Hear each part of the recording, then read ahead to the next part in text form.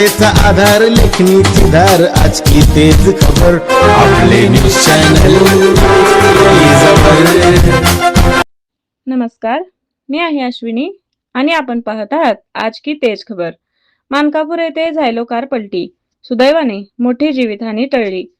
वाहनावरील ताबा सुटल्याने अपघात, मद्यप्राशनाचा संशय, वाहनाचे मोठे नुकसान.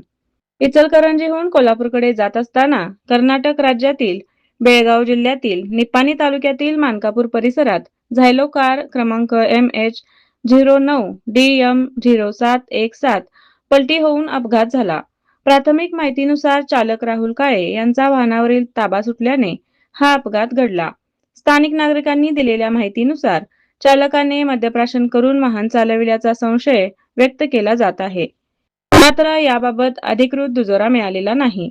या अपघातात झायलो कारचे मोठे नुकसान झाले.